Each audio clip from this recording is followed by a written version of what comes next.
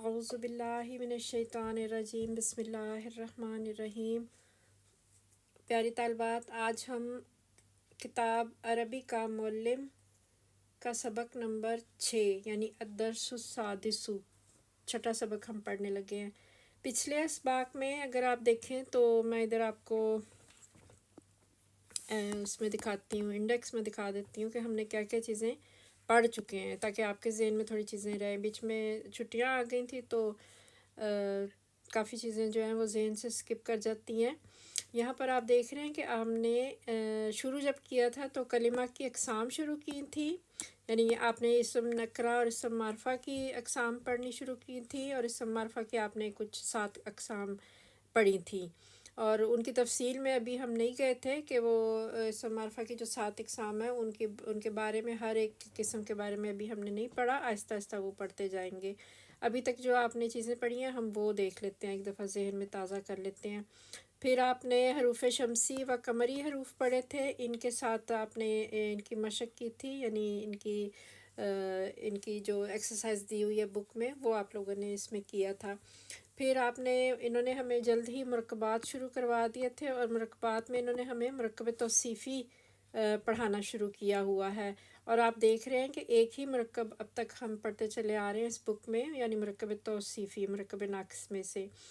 اور اسی کے مرکب توصیفی میں ہی انہوں نے ہمیں مذکر مؤنث بھی پڑھا دیا تھا، اور مرکب توصیفی میں ہی رہتے ہوئے انہوں نے ہمیں واحد تثنیہ جمع یہ بھی ہمیں پڑھا دیا تھا، اور واحد تثنیہ جمع میں ہم نے پھر جمع سالم مذکر اور جمع سالم مؤنث اور جمع مکسر کے بارے میں اتنا زیادہ تفصیل سے ابھی ہم نے نہیں پڑھا، لیکن جمع سالم مؤنث اور جمع سالم مذکر کے بارے میں ہم نے کچھ تفصیل پڑھ لی تھی، اور وہ تفصیل یہ تھی کہ آپ نے جمع سالم مذکر اور جمع سالم مؤنث کے چارٹ بنایا تھا ایک، اور اس چارٹ کے اندر میں نے آپ کو اسی میں ہی، اس چارٹ میں ہی حالت رفع، حالت نصب اور حالت جر کے بھی الفاظ جو تھے ان کی پہچان ہم نے کر لی تھی۔ اور اس کے لیے آپ نے جو ہم ٹیلی گرام پہ کوئز کرتے ہیں اس کے اندر بھی، اس کوئز میں بھی آپ نے تھوڑی بہت پریکٹس کر لی ہوئی ہے، بلکہ ابھی تک اس میں وہ پریکٹس آپ کر رہے ہیں۔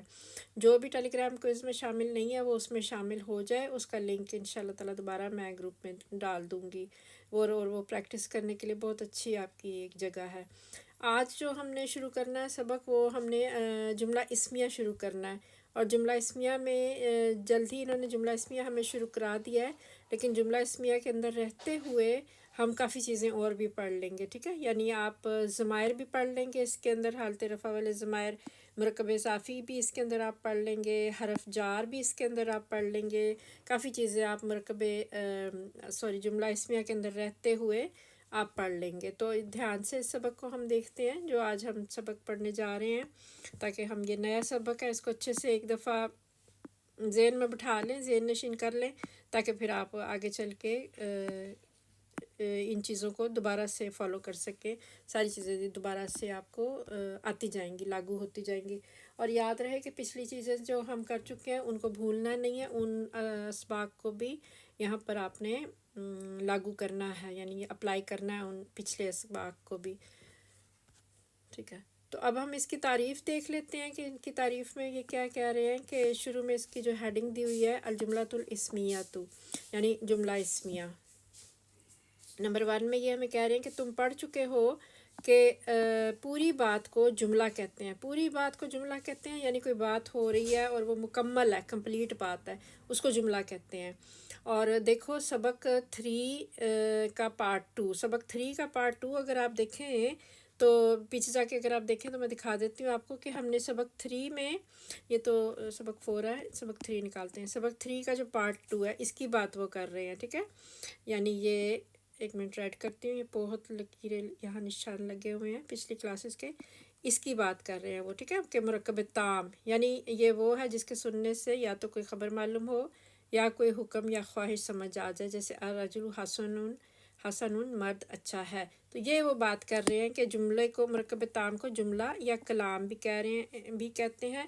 اس چیز کی انہوں نے یاد دہانی کرائی ہے کہ سبق نمبر 3 کا پارٹ 2 دیکھو جا کے، تو وہاں پر یہ آپ کو بات سمجھ آ جائے کہ جملہ کیا چیز ہوتی ہے۔ جی، کہ پوری بات کو جملہ کہتے ہیں. اور جملے کے لیے پھر انہوں نے ہمیں بتا دیا کہ جملے دو طرح کے ہوتے ہیں. جملہ دو قسم کا ہوتا ہے، اسمیہ اور فعلیہ. ٹھیک ہے، یعنی جملہ اسمیہ اور جملہ فعلیہ. تو اب ہمیں جملہ اسمیہ انہوں نے شروع کرا دیا اور کافی دیر تک ہم جملہ اسمیہ پڑھتے رہیں گے. تو اس کے بعد کہیں جا کر سبق نمبر 10 میں جا کر کہیں جملہ فعلیہ شروع ہوگا. تو جملہ اسمیہ کو اچھے سے سمجھ لیں، کیوں کہ جملہ اسمیہ نے وہاں پر بھی آگے جا کے جب جملہ فعلیہ شروع ہوگا وہاں پر بھی اس نے استعمال ہونا ہے. ٹھیک ہے، جملہ اسمیہ کو ہمیں وہاں بھی استعمال کرنا پڑے گا، اور سب چیزیں جو جملہ اسمیہ کی یہاں پر آپ پڑھ لیں گے وہ وہاں پر بھی آپ کو استعمال کرنے میں پھر آسانی ہو جائے گی اگر آپ یعنی یہاں پر اچھے سے پریکٹس کر لی تو جملہ اسمیہ کی یہ ہمیں قسم بتا رہے ہیں کہ جملہ اسمیہ یعنی الجملۃ الاسمیہ وہ ہے، جملہ اسمیہ کی تعریف بتا رہے ہیں کہ جملہ اسمیہ وہ ہے جس میں پہلا جز اسم ہو، جیسے زید حسن، زید خوبصورت ہے. ٹھیک ہے، پہلا جز سے مراد کیا ہے؟ یعنی اس کے اندر پھر کوئی جز ہوں گے، یعنی پہلا جز ہوگا، دوسرا جز ہوگا، کوئی تیسرا جز ہوگا.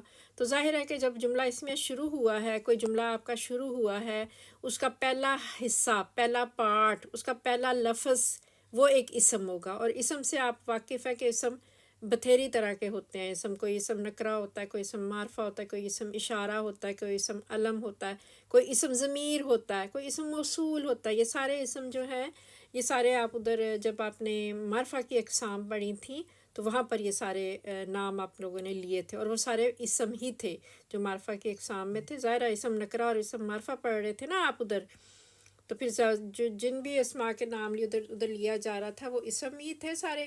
تو کہہ رہے ہیں کہ پہلا جز جس کا اسم ہو، جیسے زید حسن، پہلا جز یعنی یہ زید، یہ اسم ہے نا، ایک نام ہے نا، تنوین کے ساتھ ظاہر ہو رہا ہے. تو ظاہر ہے جس لفظ کے پاس تنوین ہوگی وہ اسم ہوگا، یعنی ناؤن ہوگا.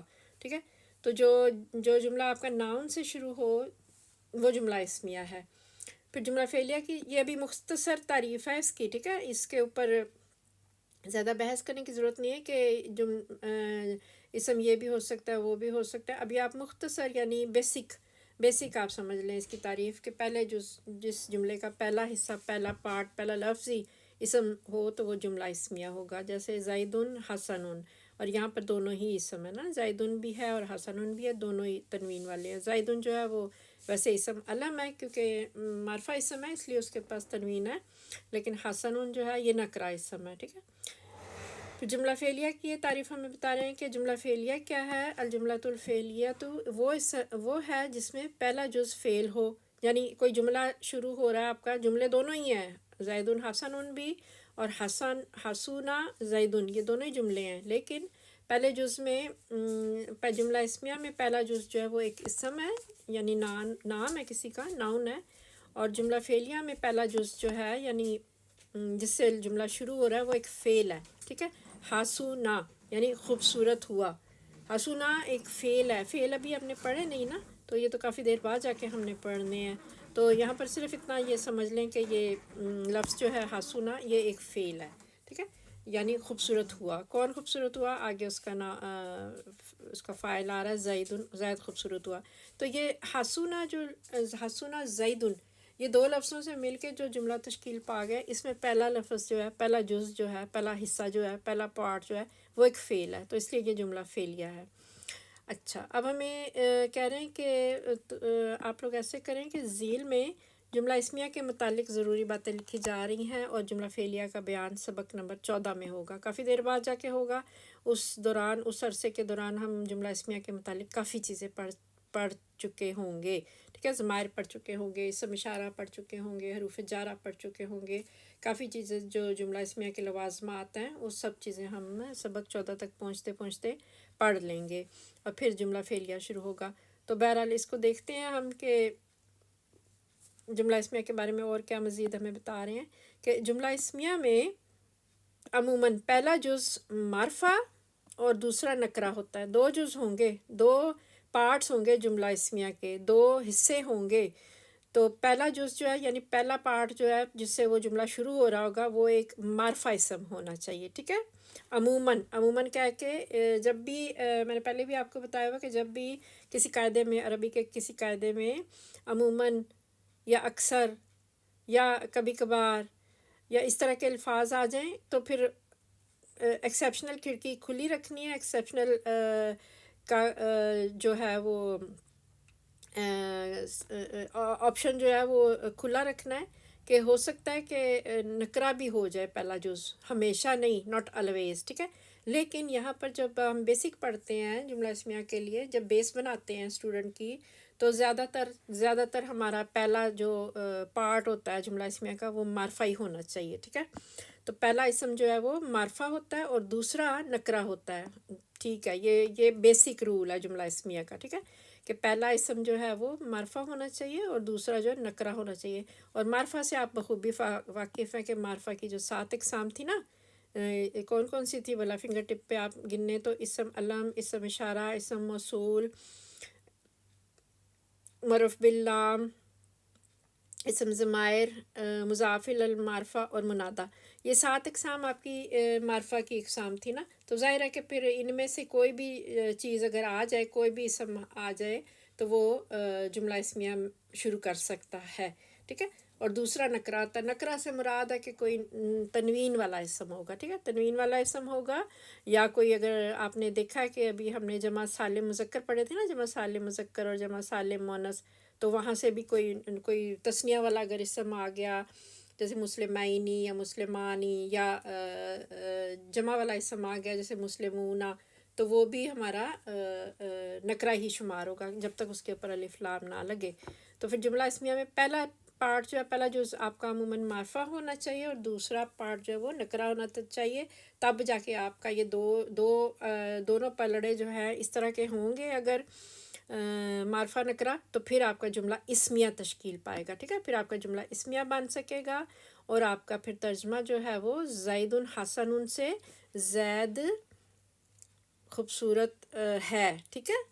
زید حسن، زید خوبصورت ہے، یہ ہے والا ترجمہ جو ہے پھر آپ اس کو دے سکیں گے. فرق بتانے لگے ہیں کہ اچھا تم دیکھو کہ اگر آپ لوگ دیکھتے ہو کہ زید حسن، چلو جی دونوں ایک جیسے لگ رہے ہیں مجھے، دونوں کے پاس تنوین ہے، دونوں ہی حالت رفع میں ہیں، دونوں ہی مذکر ہیں، دونوں ہی واحد اسم ہے، تو کیا یہ مرکب توصیفی نہیں بن جائے گا؟ مطلب سوال اٹھتا ہے نا، ذہن اس طرف جا سکتا ہے نا.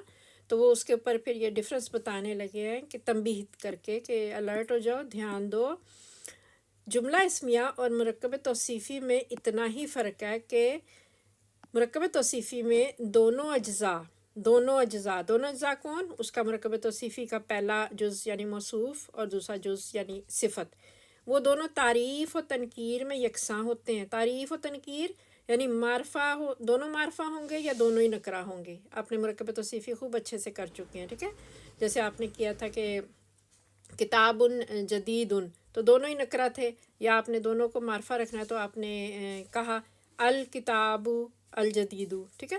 تو وہ کہہ رہے ہیں کہ مرکب توصیفی اگر بنانا نا تو دونوں اجزاء یعنی دونوں نام جو ہیں، دونوں پارٹس جو ہیں، دو سے اگر آپ بنا رہے ہو، دو اسماء سے آپ بنا رہے ہو مرکب توصیفی، تو وہ معرفہ نکرہ ہونے میں برابر ہونے چاہیے. لیکن جملہ اسمیہ میں پہلا جز معرفہ ہوتا ہے اور دوسرا نکرہ ہوتا ہے. یہ اس کی اسپیشلٹی ہے، ٹھیک ہے. پہلی اس کی شرط ہی یہ ہے کہ دونوں اسم جو ہیں پہلا معرفہ ہونا چاہیے اور دوسرا نکرہ ہونا چاہیے، تو پھر جملہ اسمیہ بن جائے گا اور ہے کا مفہوم آئے گا. یعنی زید اچھا ہے، زید خوبصورت ہے. یا اگر آپ کہتے ہیں کہ کتاب جدید سے ہم بنا کے دیکھیں تو آپ کہتے ہیں کہ پہلے والے کو اگر آپ معرفہ رکھ دیتے ہیں الکتابو اور دوسرے کو آپ رکھ لیتے ہیں جدید، ان کو اگر معرفہ نکرہ رکھ دیتے ہیں تو پھر ان کا ترجمہ پھر مرکب توصیفی والا نہیں ہوگا کہ نئی کتاب، ایسے نہیں ہوگا، بلکہ ترجمہ اس کا جملہ اسمیہ والا ہو جائے گا. کیونکہ انہوں نے اپنی جو وسعت ہے معرفہ نکرہ ہونی وہ اپنی بنا لی ہے. پہلے جز معرفہ بن گیا ہے اور دوسرا جز جو ہے جدیدن یہ نکرہ بن گیا ہے. تو یہ جملہ اسمیہ کی طرف چلا گیا ہے. اس کا رجحان، اس کا ترجمہ جو ہے وہ جملہ اسمیہ کی جیسے ہوگا، جیسے ہے کا ترجمہ اس میں آ جائے گا کہ کتاب نئی ہے، اس طرح کر کے. اگر دونوں کو آپ نے معرفہ بنانا ہے تو الکتاب الجدید، نئی کتاب. اگر دونوں کو آپ نے نکرہ رکھنا ہے تو کتاب جدید، نئی کتاب. صرف مرکب توصیفی میں اور جملہ اسمیہ میں یہ فرق ہے بنیادی، ٹھیک ہے. اگر پہلا اسم آپ کا معرفہ اور دوسرا نکرہ ہے تو پھر یہ جملہ اسمیہ کا یعنی بیسک جو آپ کا جملہ اسمیہ کے قواعد ہیں وہ اس پہ لاگو ہو جائیں گے فٹافٹ، اور پھر ہے کا ترجمہ آ جائے گا۔ چنانچہ نیچے یہ بتا رہے ہیں ہمیں کہ چنانچہ مثال مذکورہ میں، یعنی یہ جو مثال انہوں نے درج کی ہے، اگر آپ پہلے جز زید کی جگہ کوئی اسم نکرہ رکھیں، ٹھیک ہے، یہ زید حسن جو انہوں نے ہمیں مثال دی ہے، اس میں پہلا جز زید اسم علم تھا نا، نام تھا نا کسی کا، نکرہ نہیں تھا، تو اس لیے اس کا ترجمہ ایسے ہو رہا تھا کہ زید خوبصورت ہے۔ یہ اوپر والا میں ادھر ساری چیزیں پہلے مٹاتی ہوں۔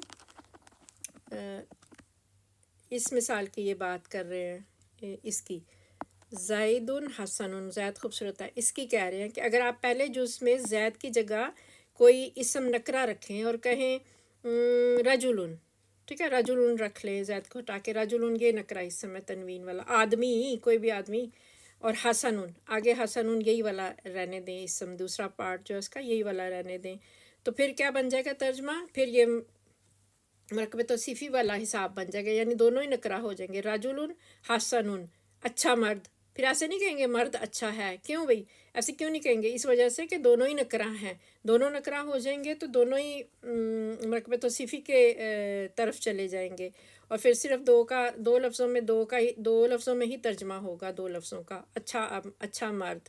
یا دوسرے جز حسن پر ال لگا کر معرفہ کر دیں اور کہیں زید الحسن، تو یہ دونوں صورتیں مرکب توصیفی ہو جائیں گی، یعنی اسی کی بات کر رہے ہیں اوپر والے کی کہ زید حسن میں اگر زیدون تو چلو آپ کہتے ہیں ٹھیک ہے میں نے زیدون ہی رکھنا ہے، پہلے جز کو معرفہ ہی رکھنا ہے، تو اور دوسرے کو بھی آپ معرفہ کرنا چاہ رہے ہیں، الف لام اس کو بھی لگانا چاہ رہے ہیں، کیوں لگانا چاہ رہے ہیں؟ اس وجہ سے کہ زیدون آپ کا اسم علم ہے، اس کو تو الف لام لگ نہیں سکتا ہے نا، لیکن اس کا جو دوسرا پارٹ ہے اس کو تو الف لام لگ سکتا ہے نا، حسن کو، وہ تو نکرہ ہے نا، تو اگر آپ نے اس کو بھی الحسن کر دیا تو یہ دونوں ہی معرفہ ہو جائیں گے، زید بھی اور الحسن بھی، تو یہ دونوں صورتیں مرکب توصیفی ہو جائیں گی، اچھا زید، خوبصورت زید، بس اتنا سا ترجمہ اس کا بن جائے گا۔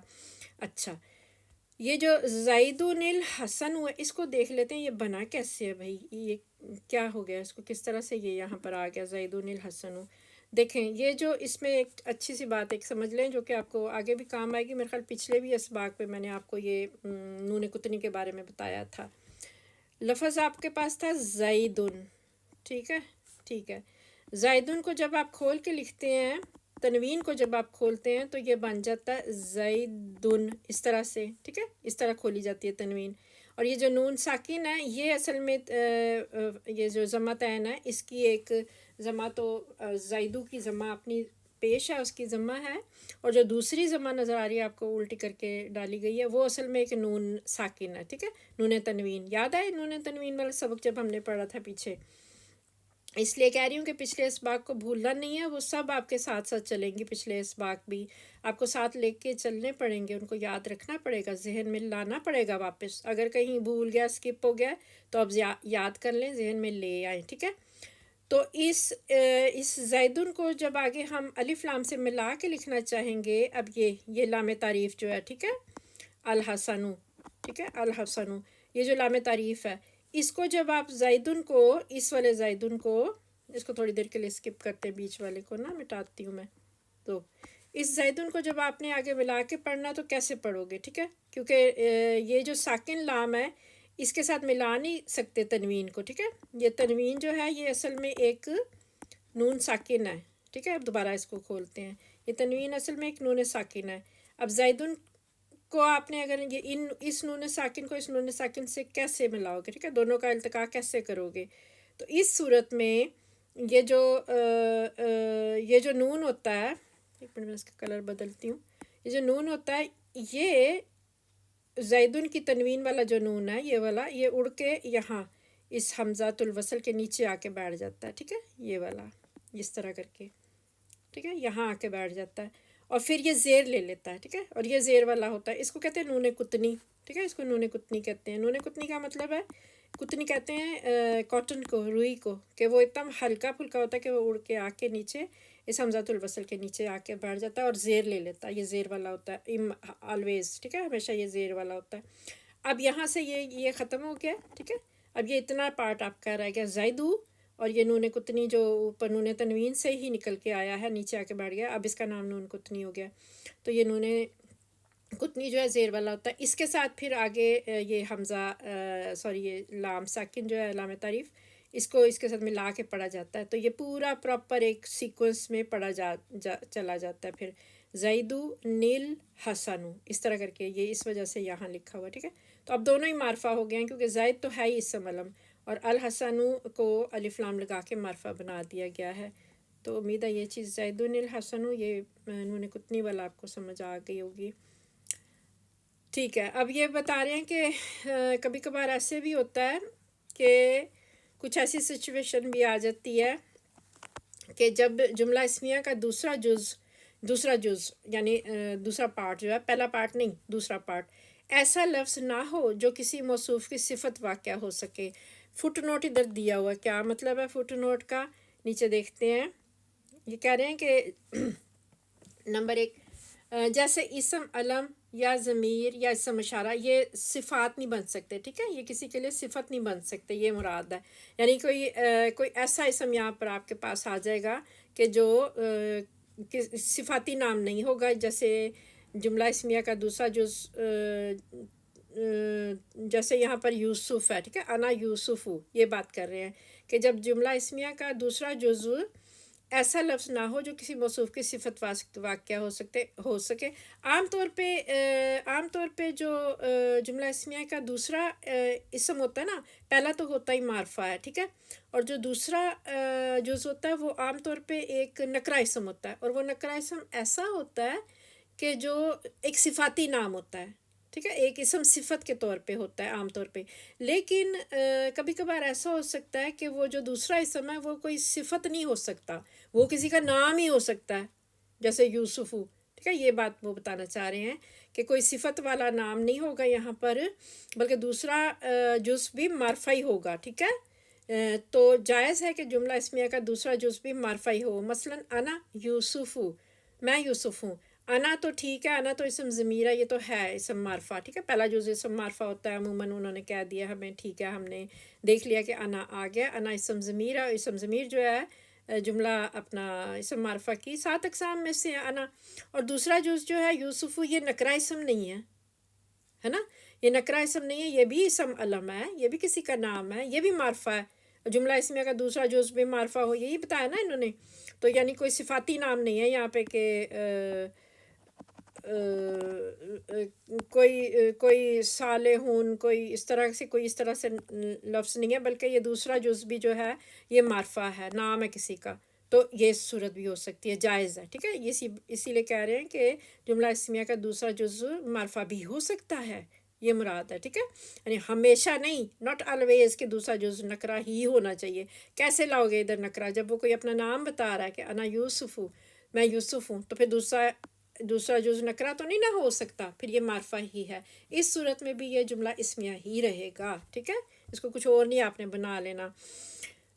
تو یا پھر کہہ رہے ہیں کہ ایک ایسی سچویشن ہو سکتی ہے کہ آپ کا جو پہلا اسم ہے یعنی اس کو مبتدا کا نام دے رہے ہیں. ٹھیک ہے، اب تھوڑا سا انہوں نے بولا تو نہیں، بتایا تو نہیں بک میں، لیکن اب آپ یہ خود سمجھ لیں کہ یہاں پر میں آپ کو بتا دیتی ہوں کہ پہلا اسم جو ہوتا ہے اس کو مبتدا کہتے ہیں، اور دوسرا اسم جو ہوتا ہے وہ خبر ہوتی ہے. جیسے انا مبتدا ہے، یوسف خبر ہے.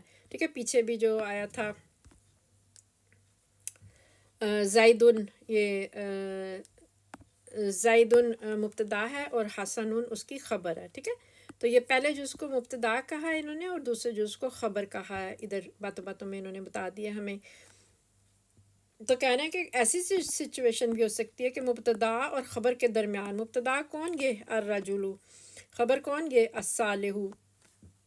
ٹھیک ہے، ان دونوں کے درمیان ایک ضمیر فاصل لائی جائے.